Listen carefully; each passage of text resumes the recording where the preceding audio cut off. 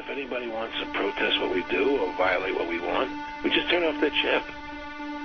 That's right, microchipped. In 2005, Congress, under the pretense of immigration control and the so-called War on Terrorism, passed the Real ID Act, under which it is projected by May 2008, you will be required to carry around a federal identification card, which includes on it a scannable barcode with your personal information.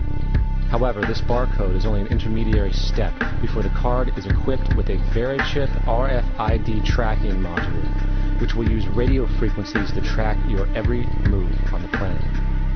If this sounds foreign to you, please note that the RFID tracking chip is already in all new American passports. And the final step is the implanted chip, which many people have already been manipulated into accepting under different pretenses. We have a Florida family who are really pioneers of a brave new world. They have volunteered to be the first ever to have microchip identification devices implanted into their body. After 9/11, I was really concerned with the security of my family. I wouldn't mind having something planted permanently in my arm that would identify me. In the end, everybody will be locked into a monitored control grid where every single action you perform is documented. And if you get out of line, they can just turn off your chip, for at that point in time, every single aspect of society will revolve around interactions with the chips. This is the picture that is painted for the future if you open your eyes to see it.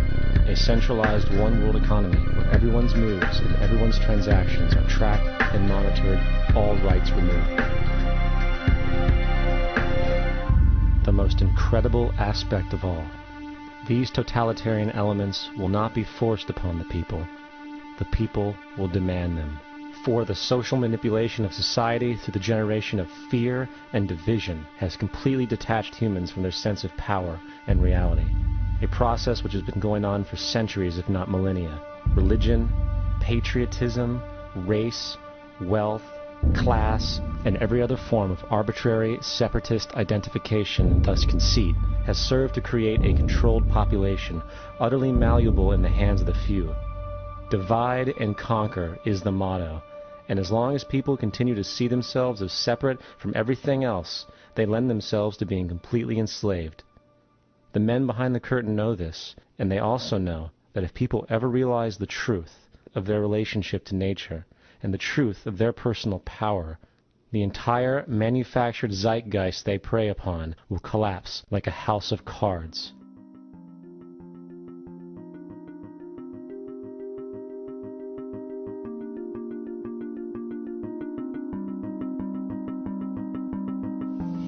The whole system that we live in drills into us that we're powerless, that we're weak, that our society is evil, that it's private, etc. and so forth. It's all a big fat lie. We are powerful, beautiful, extraordinary. There is no reason why we cannot understand who we truly are, where we are going. There is no reason why the average individual cannot be fully empowered. We are incredibly powerful beings.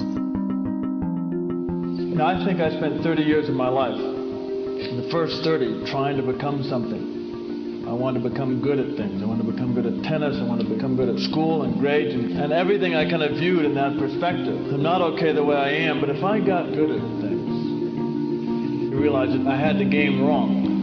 The game was to find out what I already was. Find out what I already was.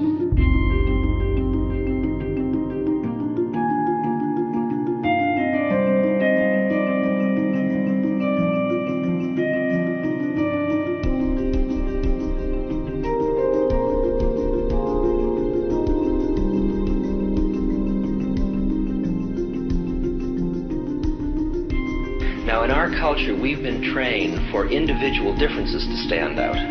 So you look at each person, immediately it is brighter, dumber, older, younger, richer, poorer, and we make all these dimensional distinctions, put them in categories and treat them that way. And we get so that we only see others as separate from ourselves in the ways in which they're separate. And one of the dramatic characteristics of experience is being with another person and suddenly seeing the ways in which they are like you, not different from you, and experiencing the fact that which is essence in you and which is essence in me is indeed one.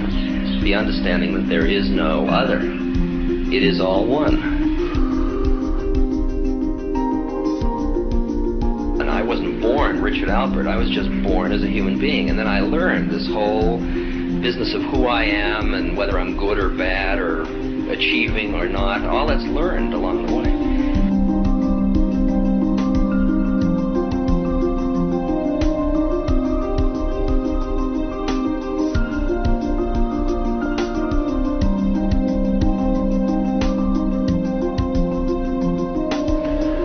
The old appeals to racial, sexual, religious chauvinism, to rabid nationalist fervor are beginning not to work. A new consciousness is developing which sees the earth as a single organism and recognizes that an organism at war with itself is doomed.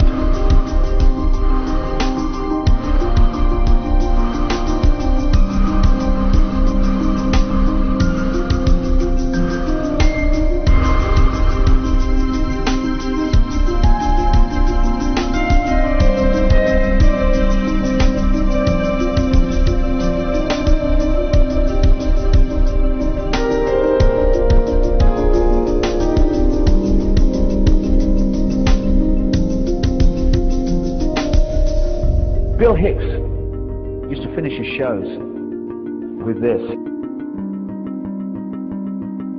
Life's like a ride in an amusement park. And when you go on it, you think it's real, because that's how powerful our minds are. And the ride goes up and down and round and round. It has thrills and chills, and it's very brightly colored. And it's very loud, and it's fun for a while.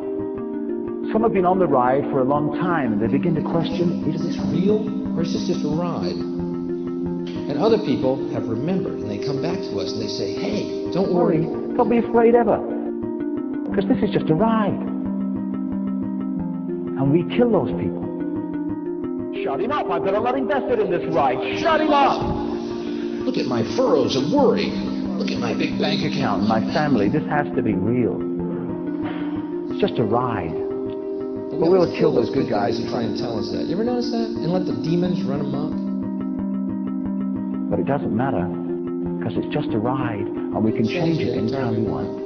It's only a choice. No effort, no work, no job, no savings of money. Just a choice right now between fear and love.